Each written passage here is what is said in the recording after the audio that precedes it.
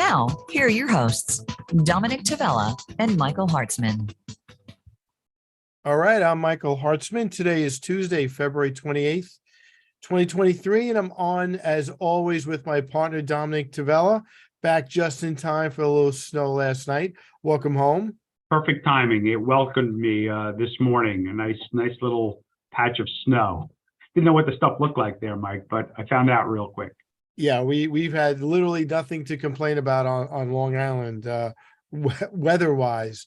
On the other hand, the market's been a little wacky lately. That was actually the headline in Barron's this weekend, the wacky U.S. economy. I was going to say, is that the technical term, Mike? Or wacky? Yeah. Look, Barron's says it must be. I have the visual proof right here. The wacky U.S. economy. I can't make that up. And I guess, Dom, in spite of the fact that the S&P is still up 4%, the NASDAQ still up 10%, which going into the year, we would have been thrilled with those returns. We've given some of it back. And I just think there's this continued push-pull between, is the economy cooling off? Is the economy staying hot? Is the consumer getting nervous? Is the consumer still spending? So I don't know. I feel like I say it every week, but we really are, I think, at an inflection point right now where the market could give back all those gains and then some, or maybe, we get some good data, Dom, and we're off to the races again. Yeah, Mike, and I guess wacky is the word of the day, but it really is, and we've spoken a lot about this, where good news is bad news or bad news is good news, and we got pretty decent economic data over the last couple of weeks. So looking at this thing in a vacuum, the GDP numbers for the fourth quarter were pretty good. They were revised upwards. The unemployment numbers are pretty good. Consumer spending seems like the consumer's holding up there. And then, unfortunately, the good news meant inflation was a little sticky. It didn't come down quite as much as the markets were hoping for. And you are absolutely correct, Mike. The S&P gave back about 5-6% from the high that it hit this year. I think the NASDAQ a little bit more than that. And the Dow is actually negative for the year for the first time. So the markets are trying to figure out what's going to happen over the next 3 to 6 months, all full circle back to what the Fed's going to do. And I guess, Dom, what's really a little frustrating is this article that I referred to, talking about the wacky U.S. economy. If we look back to some of the events of the last 12 months and what some people who regarded as pretty smart people, we're on the 1-year anniversary in the war in Ukraine, right?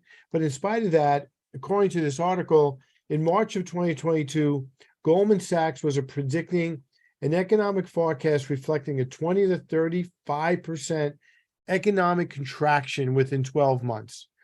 In July, Jamie Dimon, if you recall, no offense to the folks at JP Morgan, was predicting a economic hurricane. Hurricane. And Bank of America, a few months later in September, was predicting a contraction by the end of the year. And the truth is, we have tremendous respect for all those financial institutions. They were all wrong, right? The economy never slipped into a recession last year.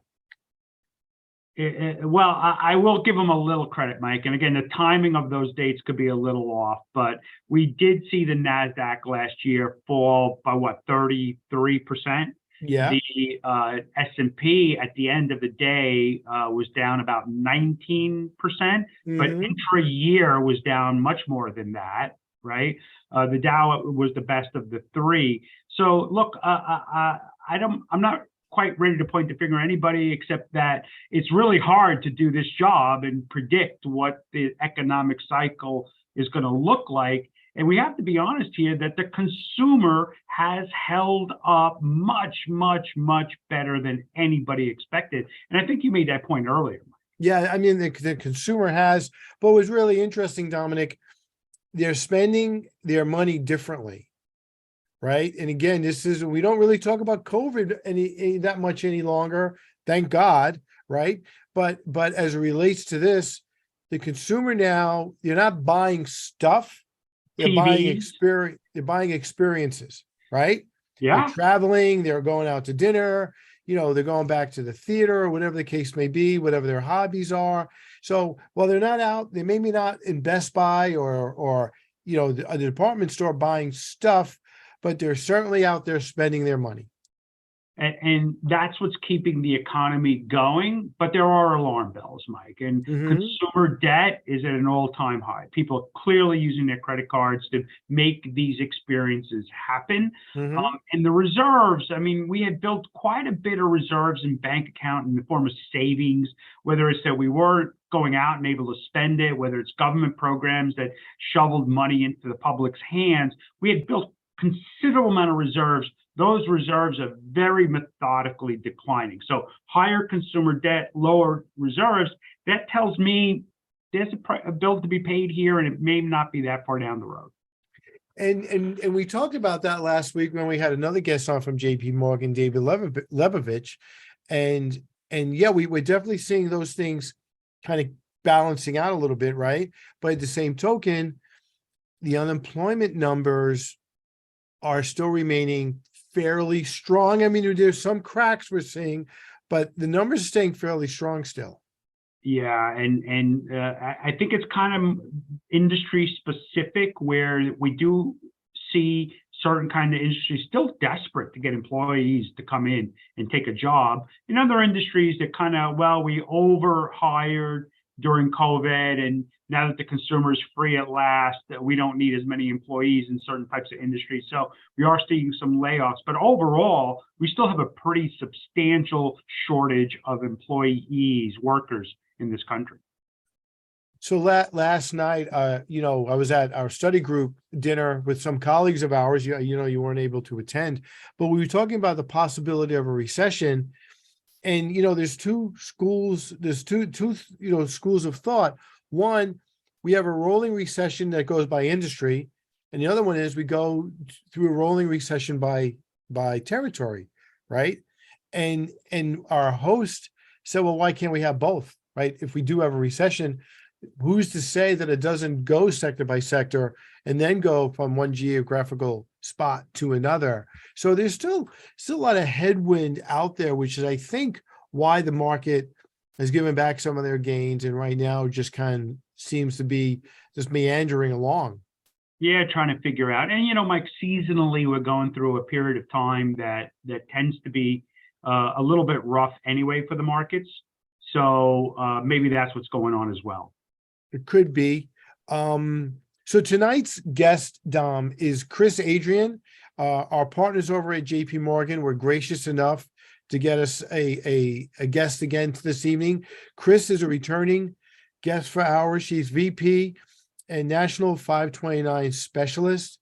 And the reason we wanted her on is there are some really new rules as it relates to 529s in the new Secure Act 2.0.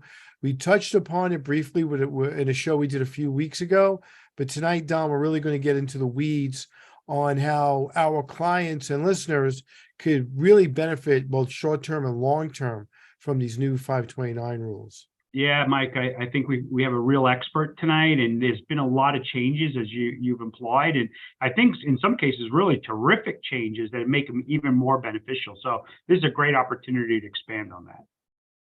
So with that in mind, we'll take a quick break, and we'll be right back with Kris Adrian from JP Morgan. Now, back to the Lebenthal Report. All right, I'm Michael Hartzman, back with my partner, Dominick Tavella, and our guest this evening, Kris Adrian from JP Morgan Asset Management. She's the Vice President and National 529 Specialist. Good evening, Kris. How are you? Good evening. I'm great. How are you guys doing? Welcome, Kris. Thank We're you for doing having well, me. and thank you for agreeing to come back. A lot's changed since you were here a year ago. Yes. And the biggest change in 529s in the new Secure Act 2.0 relates to how you could basically morph a 529 into a Roth IRA. And before I have you explain it in more detail, I guess the correlation is those are the only two investments I can think of that literally grow tax-free. And I'm Exactly. not sure if the government made that connection or it was just dumb luck on their part, but I assume that's what they were thinking when they gave 529 owners this privilege now to convert money into a Roth. That's exactly right. Yeah, that tax deferred status and then being able to take those earnings out tax free, it is identical with the Roth and a 529. So the fact that Secure 2.0 married the two, I think, is a wonderful thing. Gives families more flexibility with their 529. They don't have to use the balance for college. They can, after holding it for 15 years, they can roll it into a Roth IRA. And there are limits around that. So we could go into those now if you want, or we could wait. No, let's do it. Okay, great. So the new Secure 2.0 provision was actually signed on December 29th of last year. The new provision, as it relates to Roth IRAs and 529s, starts in 2024. So for those families that have had a 529 open for at least 15 years, starting next year, if they have a leftover balance that they don't think they'll be able to use for college, they don't want to use it for future generations or grandkids, they can actually roll over up to the Roth contribution limit each year, and then with a cap of $35,000 per 529 account. And there are some things that are a little bit loose in Secure 2.0. For example, we're not sure if the clock is going to reset. If you change the beneficiary on a 529, does that reset the 15-year window? So we might be getting some IRS guidance later this year on that. But in general, that's how the rule works right now. So I just want to kind of expand a little bit on this idea that some families gone through a period of time, and we'll say it's 15 years, all the money's not used, and they have this money left over in the bucket, right, in the 529 bucket. Let's look at all of the options available for that leftover money. What can they do with that money? We talked about the Roth, but what else is available for us? Yep, you can change the 529 beneficiary up to first cousin. So if I have a leftover balance for my son Joe, I can pass it to his baby sister Kate, and that's a tax-free event. I can actually do that all the way out to first cousin with them. So if I'm feeling generous, I could then change it to my niece and nephew as well. I can also hold it for future generations. So some families use these as legacy accounts where they know future college costs can only go one direction, and that's up. So they're going to use this as a tax deferred vehicle for as long as they can. And they're simply changing the beneficiary over time to future generations. So I think that's a fabulous idea as well. We can get into the accelerated gift later, but there's some really cool estate planning benefits that way. And the other thing you can do with it is use it for yourself. So some people consider, I'm older, I want to go back to culinary school or golf school. And as long as it's accredited on the FAFSA website, you can use it for that reason as well. Some people want to take the money out. And if you take the money out as a non-qualified reason, there is a 10% penalty that applies, and you'll also pay taxes on the earnings. The 10% penalty is just on the earnings component, to be clear on that. But there is the option to just pull it out for a non-qualified reason as well. And then with this new Roth IRA, that's really exciting as well. It makes it a lot more flexible. The other thing beyond college, though, a lot of families think about how their kids may go off to vocational school or trade school. And that's definitely an option as well. That's considered a qualified expense. Or some international schools. Some families may decide they want to send their kid abroad. And as long as that international school is listed on the FAFSA website, that's considered qualified. So I think 529s are definitely widening in terms of how they could be used. And the Secure 2.0 passage was just one more very exciting thing. Kris, there's a lot of misconceptions that Dominick and I hear from our clients as it relates to 529s and a client's ability to get financial aid. Mm-hmm. And I don't know if that comes from tax accountants or stuff they read on the internet. Certainly doesn't come from us, but there is a lot of reluctance from time to time where someone says, well, if I open up a 529. I'm basically eliminating any possibility of getting financial aid in the future. And is there any truth to that? Is that an overstatement? Is that a myth? It is a myth, a huge misconception. And I actually hear that same question across the country. So I'm glad you asked it. And the reason why it's a big misconception is because if you invest in a 529 account, or if you hold that money in a checking or a savings account in the name of a parent, it all counts the exact same. When you fill out the FAFSA, it's 5.64% of the FAFSA formula. So 5 cents of every dollar that you have invested or saved counts towards that financial aid formula. But again, if you invest it in a 529, or if you have it in the bank in a checking or a savings account, or a non-qualified investment account with you guys, for example, exact same. As long as it's owned by the parent, only 5.64% counts. The Hey, biggest Kris, driver.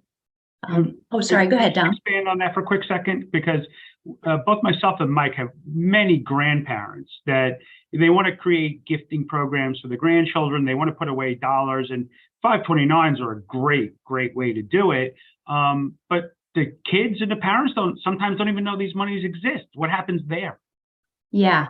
So with a grandparent, the good news is it's 0% on the FAFSA.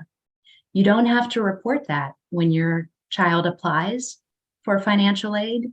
And the good news is that during COVID, there was something called FAFSA simplification. And it's actually where they eliminated the need to report grandparent withdrawals as well.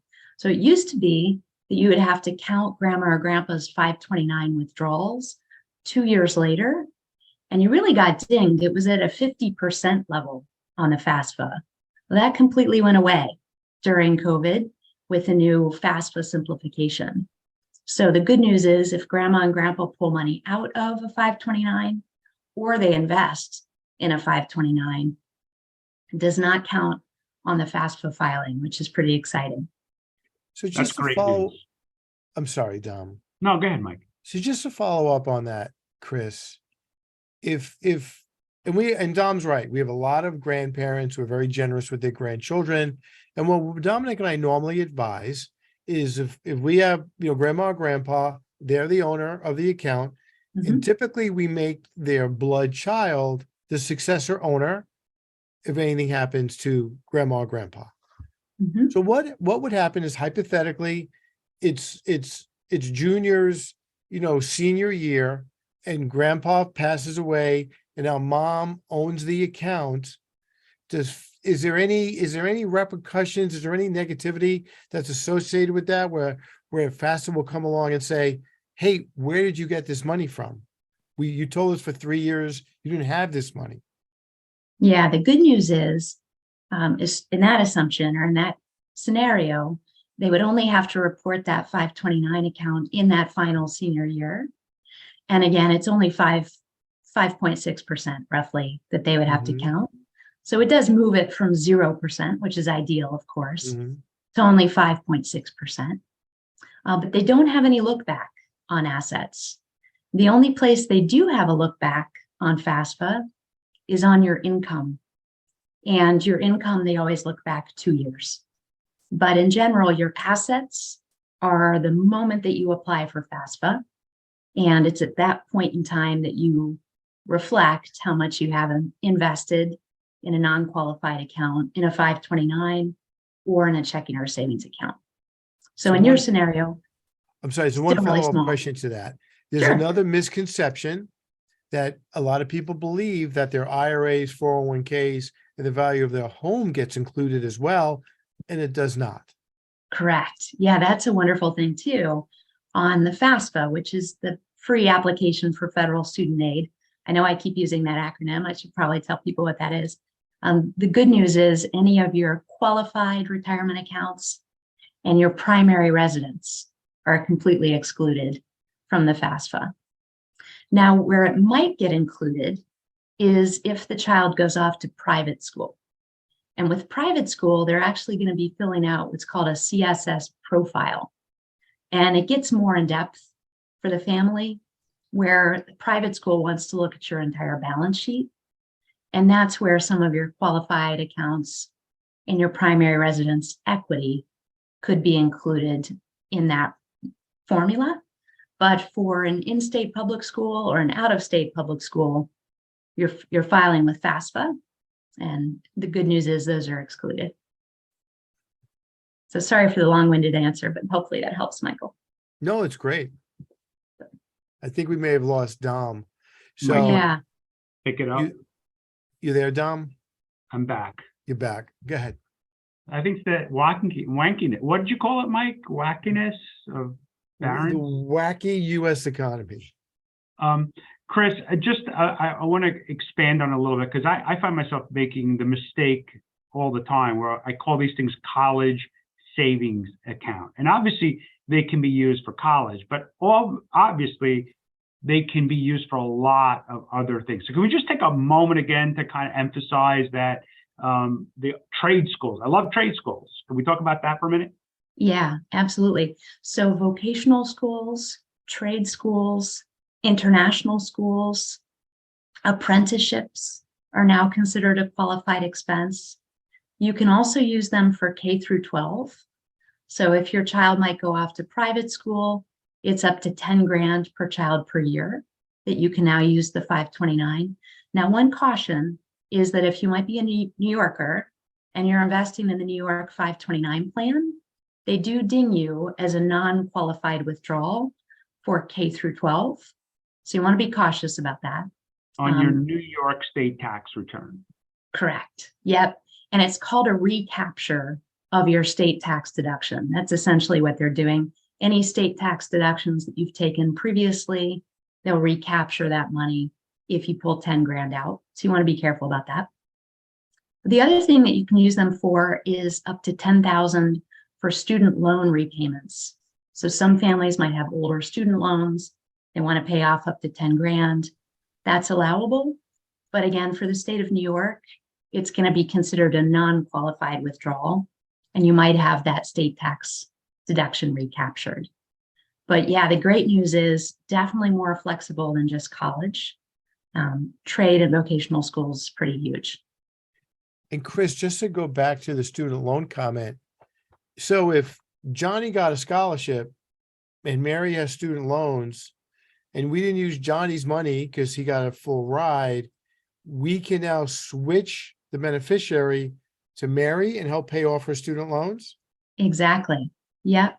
But be cautious, because if Mary lives in New York, they'll recapture the state tax deduction that she may have taken. If she resides in some other states, depending on where Mary might live, it could be considered a qualified expense. At the federal level, it's always qualified. So you don't have to worry about the 10% penalty. You just have to worry about that state tax deduction.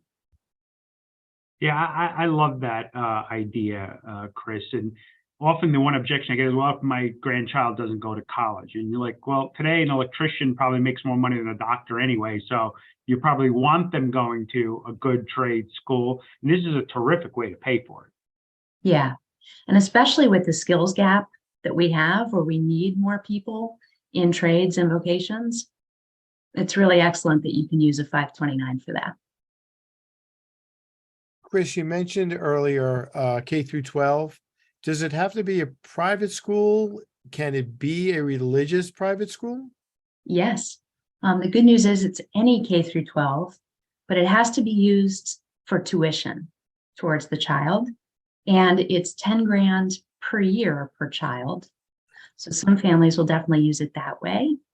Again, qualified at the federal level, so you don't have to worry about a 10% penalty. But if they do live in New York, just be cautious about the state tax recapture. So real quick on the state tax recapture, there is a limit to the deduction and there's a limit to how much you can put into how much that applies. So could you go over that for a minute, which is about how much we have until the break? Yeah, absolutely. So within the state of New York, you're eligible to deduct up to $10,000 per year per married couple. And that's if you're putting in over 10, up to 10 or over 10,000, right? And if you're an individual tax filer, you can deduct up to 5,000 per year. So really attractive state tax deduction. It's actually one of the most generous deductions across the country. And on a dollar for dollar basis, what is that worth in real dollars? Like $300-400? Yeah, so depending on the client's tax bracket, it can be as much as $600 Mm-hmm. savings per year if they put in the full 10 grand, of course, depending on their income and their tax bracket, but some really real savings on your state taxes. Kris, we're going to close the segment in a second, but that's if you're using the New York State 529 plan. Correct. So Yeah, if you're using a 529 plan that's from another state, this doesn't apply. that's right. You actually can't take the deduction if you invest in any other state plan and you are a New Yorker. So that's a really good point. That's an excellent point, Dom. Thanks for bringing that up. So we have more questions for you. So please, Kris, don't go anywhere, and we will be right back after this break. All right, I'm Michael Hartzman, back with Dominick Tavella, my partner, and our guest this evening, Kris Adrian from JP Morgan Asset Management. She's Vice President and National 529 Specialist. So I'd be remiss, Kris, if I didn't mention that JP Morgan Asset Management has the not the exclusive, but yeah, I guess the exclusive advisor contract in the state of New York. So you guys are basically our partner in helping our clients in New York save for college. That's exactly right. Yeah, this is our 10th year where New York has awarded us the investment management of the New York Advisor Guided Plan. There are 2 529 plans in the state of New York. There's an advisor guided version, which is the one that we help manage. And then there's also a direct sold 529, which is the one that Vanguard manages. But yes, we've been very successfully managing for 10 years now, the advisor guided version. You're doing a great job for us. Thank you. So on that note, there are basically a couple of ways that we can invest our clients' money. One, we could put them on a glide path and use what's called the age-weighted portfolios, which is similar to target-dated portfolios. We could create our own portfolio. Personally, my daughter entered college the week the financial crisis started in 2008. And I was very grateful that I had her in the age-weighted portfolio because that money was there for her when I needed it. So there's no right answer, there's no wrong answer, but could you just explain the differences? Yeah, absolutely. So within 529 plans, there's typically 3 options. The first one is what's called an age-based option. It invests based on the age of the child today, and it follows a glide path. So think of it very much like a retirement account as well, that typically follows a glide path, the age-weighted retirement accounts. So within the 529, as your child gets older, it will automatically ratchet down into a more conservative bucket. So for your daughter, when she went off to college, that would have been our most conservative bucket at that point, and we'll do that automatically. And the second option is what's called asset allocation, and it's where you can pick a different risk tolerance. So if, for example, you wanted to take a little bit more risk or a little bit less risk, you could actually work with your team and figure out which asset allocation portfolio might be best suited for the client. And then the third option, as you had mentioned, are the individual portfolios. And we actually have 18 of those where you can mix and match, create your own model portfolio. Or some people will just pick a standalone where they want a very particular portfolio. And of course, your team can help them pick that as well. But those are the 3 major options that every 529 plan typically has across the country, and also the 3 options that we have within the New York Advisor Guided Plan. So Kris, I know some plans restrict how many changes you can make in this investment lineup. Do you guys have restrictions on that? We do. It's actually a federal mandate where you can only exchange twice per calendar year. It used to only be 1 time per calendar year, which was pretty restrictive. Now it's at least bumped up to 2. But again, you can only do 2 exchanges per calendar year within the 529. And I think that's why some choose the model portfolios, because within the model portfolios, those portfolio managers can do unlimited changes during the year. They're not handcuffed by that 2 times per calendar year. So it really impacts whether they're moving in and out of an age-based or an asset allocation or an individual portfolio. But that 2 times per calendar year comes into play. And just to be clear, to follow up on Dom's point, there's not what we call open architecture either, right? A client can't call me up and say, hey, could you buy my granddaughter, 50 shares of Apple in her 529? As far as we know, stocks are completely prohibited from any 529 across the country. Is that correct? Yes, that's exactly correct. You do have to invest cash or pull from a bank account, for example, and then it does get invested within that 529 portfolio. But yeah, unfortunately, no stocks or bonds can be held individually within the portfolios. And they're actually held in trust at the state. The reason why you can't hold a stock or a bond is because every portfolio is actually owned by the state of New York and held in trust. So we're managing those portfolios within the state of New York's trust. And Kris, just to clarify, 2 changes a year total or per investment in the lineup? Total, 2 exchanges total per calendar year. Yeah, and that's federal. And this is a blessing in my book. Both myself and Mike have been doing so long that we now are getting the request to send the money back so we can actually help pay for their education. We get the choice of where to liquidate, when to liquidate, correct? That's right. There's no restrictions on that side. That's exactly right. Yeah, you can tell us exactly which portfolio you'd like to withdraw from. Some families only have one, and of course we pick that. But yeah, you definitely have that freedom or flexibility to tell us which one to pick. And I don't want to freak any of our clients out. Just to be clear, when you said the state of New York owns the account, at the end of the day, our clients own the account. They could pull money in, take money out. So just be a little more specific if you can, what you mean that the state of New York owns the account, Kris. Yeah, sorry for the confusion there.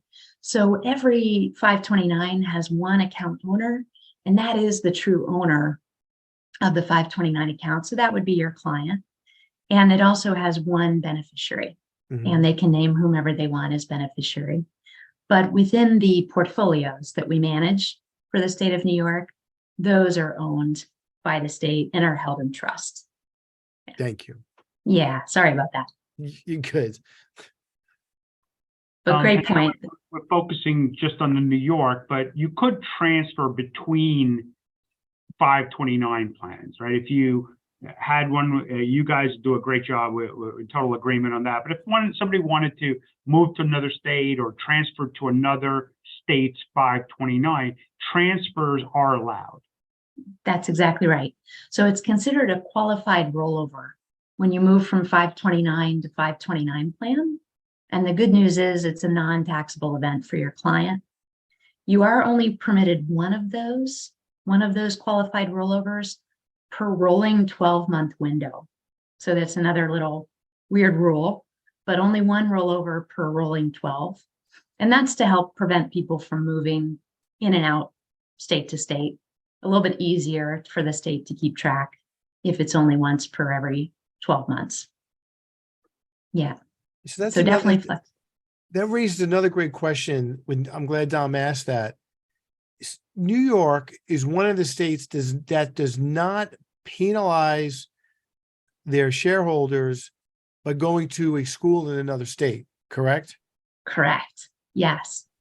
And the good news is 529s are completely flexible that way.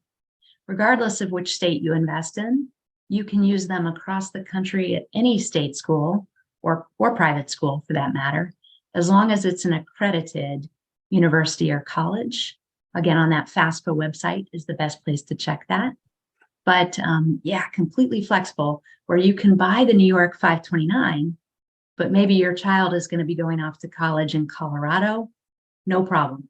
It's considered completely qualified as long as it's used for a qualified education expense, of course. Kris, I hate to ask a loaded question, right? But but both me and Mike think these are the greatest things. But what's the downside? What's the bad side of somebody putting money into one of these plans? Yeah. The downside is sometimes we have families that overfund. Their child might get a scholarship, or perhaps they have a child that decides not to go off to college. Now, the good news is, as we had talked about earlier with Secure 2.0, they can now roll that into a Roth IRA after holding it for 15 years. So that's a beautiful thing.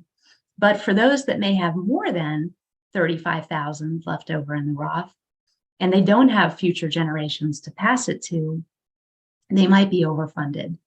And that's where they could get creative. Maybe they want to go back to culinary or golf school, as we talked about earlier, where they can use it for themselves. But one of the drawbacks could be that they have this larger leftover balance and no legacy to pass it to. So that's typically where we see a downside. For others, they may choose that they need to use it for a hardship, unfortunately. And if they have to pull the money out, there are no hardship provisions within a 529 unless there's death or disability of the beneficiary. So that's one of those things where it definitely is allocated to the child or to the beneficiary and can't be pulled out for medical hardship or something like that for the family. So I guess that's another downside. Doesn't come up very often, fortunately, but definitely something to consider.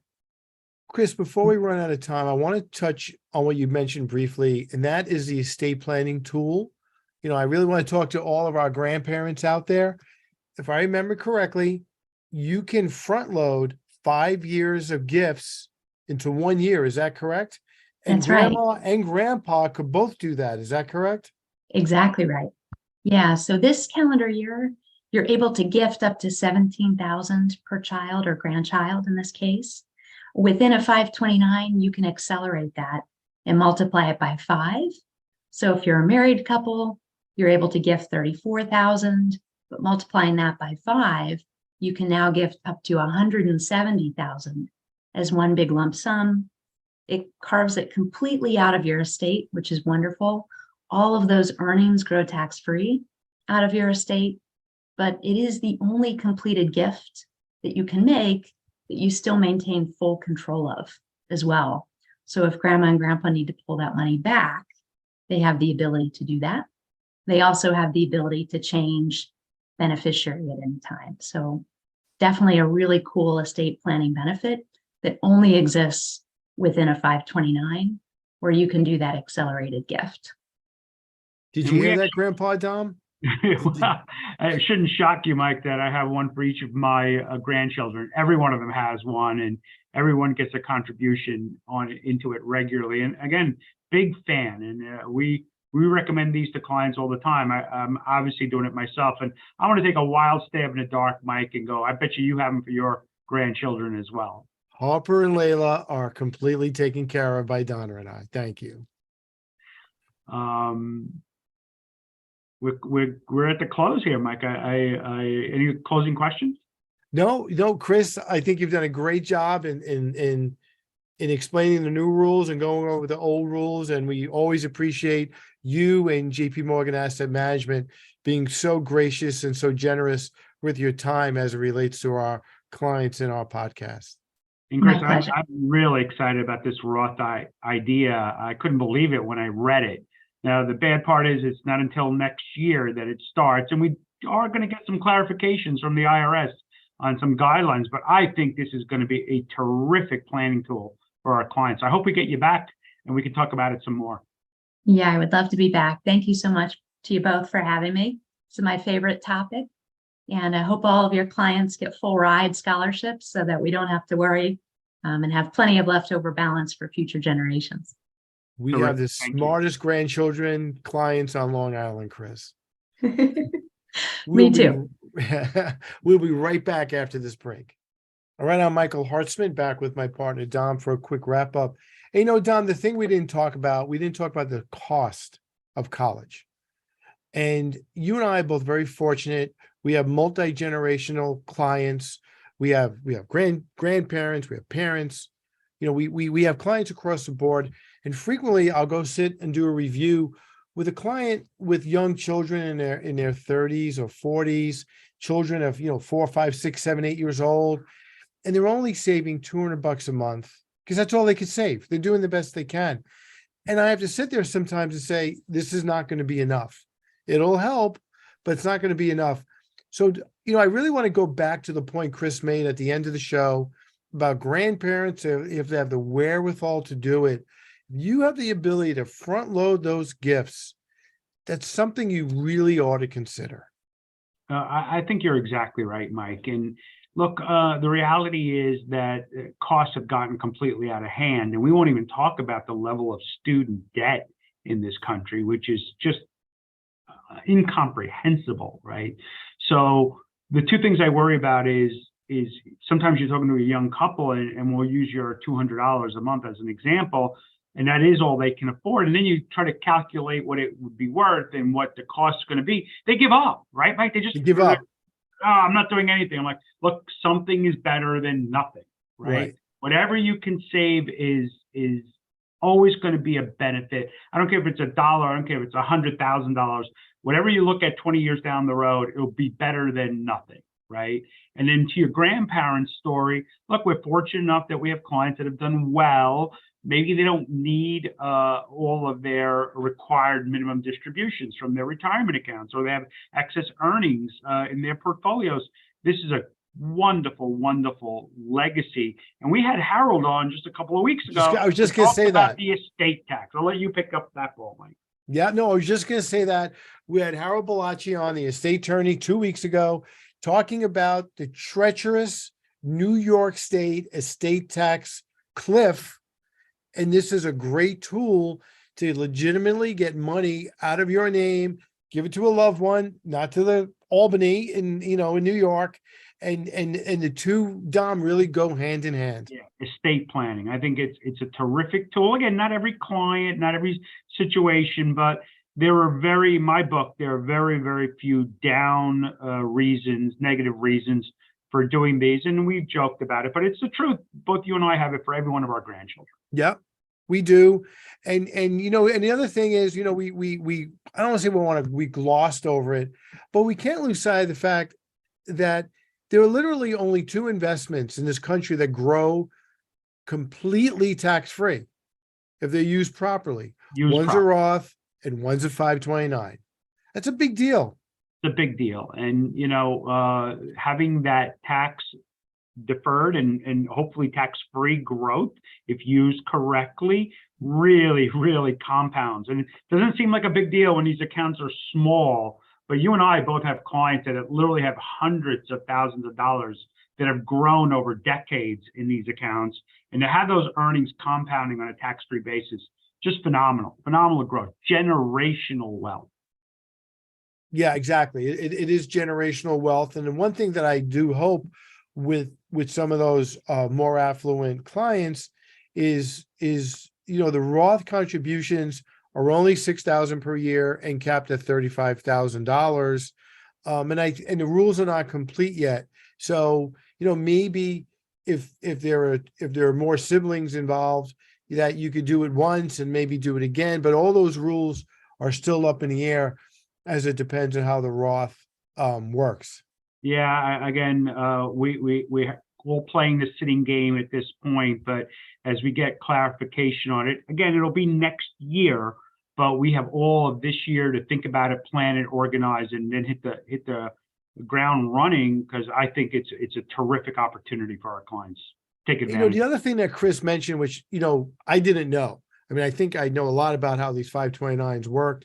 I didn't realize that you could give money to someone who's a first cousin, and I didn't think it went that far, down. But my question is, Dom, how do you even prove this person's your first cousin? I mean, how does that chain even work? I honestly have had where we've changed the beneficiary, but nobody ever asked me for a birth certificate to prove it. So, right. I think maybe it's just the exception rather than the rule, but I honestly don't know the answer, Mike. Maybe that's a question we could follow up on later on. You know, and I apologize. I wasn't trying to paint you into a corner. It was kind of a rhetorical question. I didn't think you knew the answer. I'm kind of happy you don't know the answer because I don't even know how you would prove that, as I said. I don't. I've had it actually happen once, but grandchildren to me, that has been the saving grace because, again, both you and I have been doing this so long that the children that we originally set these accounts up for 20 some odd years ago now are adults, right? And they have their own children. And you're going, wait a minute, we can use this for your grandchildren. And boy, you want to see a happy grandparent, tell them you're going to do something for their grandchild. And boy, you have a happy, happy camper on your hands. Oh, absolutely. And the other point I want to make, this was a mistake I made personally. When my oldest child started college, I stopped putting money away in her 529 the second she went into college. And I realized quickly that was a mistake. So if you have the ability, just because someone entered college doesn't mean you should be done paying for the 529. In my opinion, you should fund that 529 right through the senior year.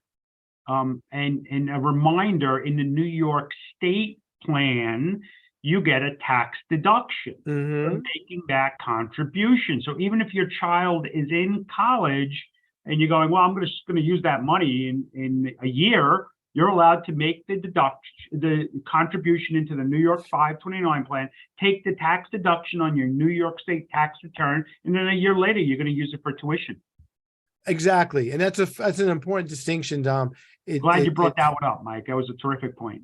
Thank you. And vice versa for you, because you also have to use the New York plan. You can't use the New Jersey plan because your brother-in-law said the New Jersey plan's better. If we're in New York, you want that New York deduction, you have to use the New York plan, whether it's the JP Morgan one or the Vanguard. Use the one from another state, that's all well and good. Maybe you think it is a better plan for whatever reason, but you just don't get the deduction on the New York State tax return. Right. So listen, I mean, it sounds kind of nerdy, but we could talk about 529 for the 2 hours. Probably the only two nerds that actually can. Maybe 529 plans all night long, but it's a great subject. It is a great topic. It's a great tool. And it's an underrated tool. So, Mike, I think we're getting close again to another close of the show. Yes, sir. We have to close the show again. I'll see you next week and have a great night, everybody. Be safe, all.